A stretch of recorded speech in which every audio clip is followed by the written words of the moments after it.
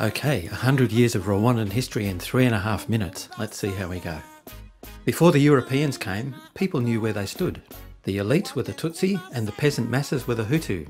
Rwanda was ruled by a king, and he was a Tutsi. Tutsis loved their cows with their beautiful long horns, but the Hutu farmers thought the cows were a nuisance, always trampling their crops. In the 19th century, the Europeans divided Africa up and colonised a bit each. Germany got Rwanda, but after the First World War, the other countries told the Germans that they couldn't play with their African toys anymore, and gave Rwanda to the Belgians. The Belgians found the Tutsi easier to get along with, more like themselves in fact. So in 1933 they introduced ethnic identity cards and made sure most of the jobs and education went to the Tutsis. After 25 years of being exploited by everybody, the Hutus decided that since they were 85% of the population, democracy, or something like it, sounded pretty good. The Belgians saw the writing on the wall and promptly switched sides and started supporting the Hutus. This was a surprise to everybody, and things got a little crazy. Hutus started using their newfound power to squash the Tutsis, and then a couple of years later, in 1962, Rwanda got its independence from Belgium. But it was more like a bloodbath than a democratic revolution. And for the next 35 years, Rwanda and its neighbours got caught in a cycle of killings and revenge. Hundreds of thousands of people became unwelcome refugees in surrounding countries. Many Tutsis fled north into Uganda, which was like jumping out of the frying pan into the fire because Uganda had its own murdering dictators. So for decades, those unhappy Tutsis dreamed of going home to Rwanda.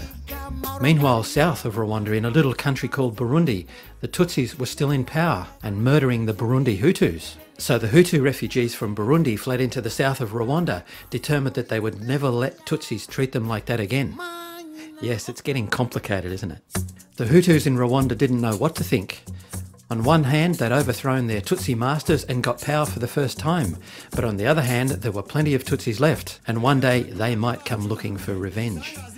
The Hutus were very afraid, and some of them decided that if things ever got ugly again, they wouldn't make the same mistake twice. Next time, they'd wipe the Tutsis out completely.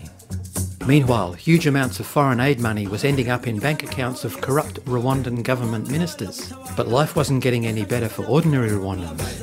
In 1989, world coffee prices collapsed and hundreds of thousands of Rwandan farmers lost their incomes.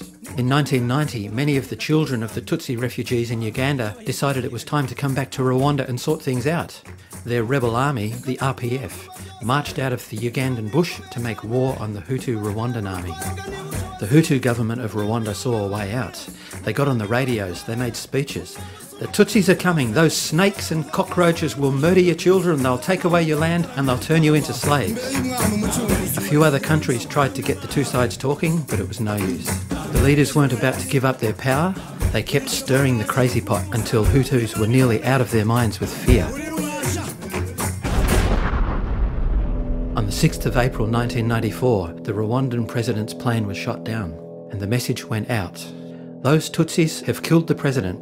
It's time to get to work. Kill them all.